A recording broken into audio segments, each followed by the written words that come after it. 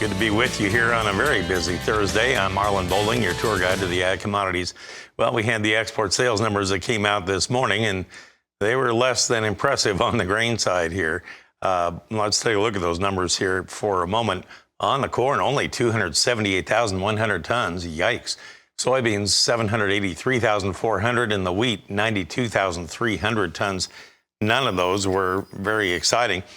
We didn't have any overnight sales either. Of course, all eyes are going to be on the USDA reports coming out at noon Eastern time, 11 o'clock Central. Part of that will include the quarterly grain stocks numbers, and we have some early estimates based on a survey done by the Wall Street Journal. So on the quarterly stocks, the average trade guess is hovering around 11.19 billion bushels. Just for a point of reference, if you want to jot that down.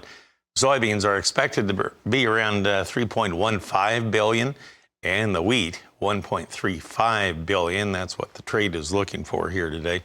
Things are kind of softening up on the futures market as we go. Let's go to the corn board with our quotes provided by bar chart. Still a penny lower on the March at 655. On December, we're down 1 3/4 at 587.5 right now. Soybean trade, we go with that March contract. It's still higher by 9 1/4 cents. It's at 15.02 1/4 per bushel, but it has come off of its earlier high when it got up to 15.08 1/4. So we're starting to see a little bit of slippage there. November soybeans now at 13.89 1/4 would be only 2 1/4 higher. They have eased back a little bit too. Now on wheat in Chicago, March down 10 3/4 at 729 1/4. Well, that's not looking too well heading into the report. Kansas City, March down 7.5 now at 814 3/4. Spring wheat in Minneapolis, we have the March now 1 3/4 higher at 901, barely hanging on to that $9 benchmark. And on the cotton market, March is down 46 points at 83.80. December down 30 at 81.28. Well, we're joined by Chris Swift. He's with Swift Trading in Nashville. The anticipation of the reports coming out here in a little over an hour and a half from right now, Chris, seems to be overshadowing everything else in the market. Once that report comes out, then what? Well, we get to see the first 2 or 3 minutes controlled by the computer trading programs, and then after they get through with whatever they're going to do, I just don't really see the market pushing a whole lot higher right now. We saw the first of the year see some pretty significant farmer selling. That pushed the grains 20-25 cents lower, and then we haven't really budged since then. So it kind of looks like we've already maybe turned a corner, and now that even with this information coming out, we got lower export sales, and there is some improvement in the South American weather too. So we're probably not going to be as deficit of grains as what we thought we might be coming into the spring of the year. And I think that might be weighing on the market a little bit, and especially with this farmer selling, the price going down has a tendency to encourage them to sell more so than the price going up. Well, the nearby soybeans have actually rallied about, 25, 30 cents or something like that in about the last week to 10 days of trading activity? Led by the January contract, and there is some sort of squeeze going on in there because both meal and is sitting right up at the contract highs, and we're testing the contract highs for the January. So there's some kind of little squeeze out there, but it doesn't seem to be really strong. Maybe it's just got somebody, over a barrel for a little while, and then once we get through the expiration of January, that might start to free up a little more product. Okay, well, when we come back here in a moment, I want to talk with you about the prospects of the corn market as we get deeper into 2023 and how you would look at that as maybe an opportunity for the livestock producers out there. So put on your thinking cap. We'll talk about that in just a little bit. We're talking with Chris Swift of Swift Trading. We'll be back after this. Well, we're back, and we're talking with Chris Swift of Swift Trading.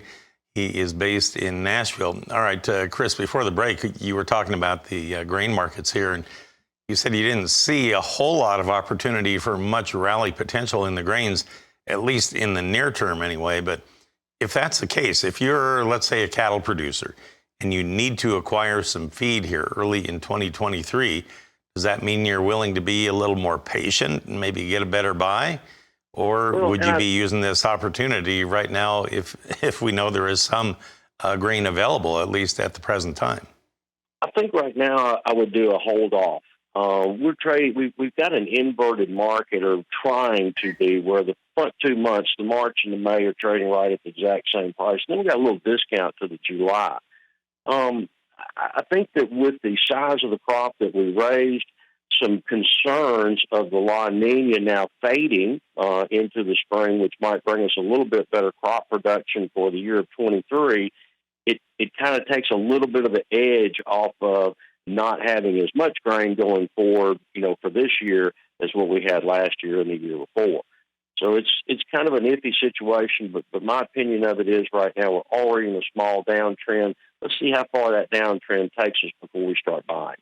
Now, if that would be the case, then we see a change in trend between La Nina and El Nino that would hopefully, fingers crossed, maybe translate into more rain in the southern plains and kind of a rebuilding of hay supplies there, right? Absolutely. And the issues at hand right now with the expansion, what we see is the cost. When we talk about the cow-calf producer and we talk about expansion, that means him having to hold back those heifers and losing that revenue stream. So imagine losing a revenue stream of approximately 20 to 25% of your calf crop, and then having to go out and refertilize the fields after the drought has absorbed a lot of the nutrient side of it. And all that's going to cost a lot of money. So there is the potential that we may not be able to expand. The cow-calf producer may not be able to do without that revenue stream for the next 4 or 5 months until he can get into better shape. Okay, currently on live cattle, our quotes provided by Bar Chart show February 70 lower, April down 52. We're at 160.77 right now. So it's drifted off of its earlier high by about 80 cents. On the feeders, you have the March down 75 cents at 184.80. April down 82 cents right now. And on lean hogs, another down day. February down $1.27. April down $1.60 at 86.80. Wow, that's almost $2 off its earlier high this morning. Chris, good to visit with you. Thank you, sir, for all the help. Chris Swift of Swift Trading in Nashville with us. Janet, back to you.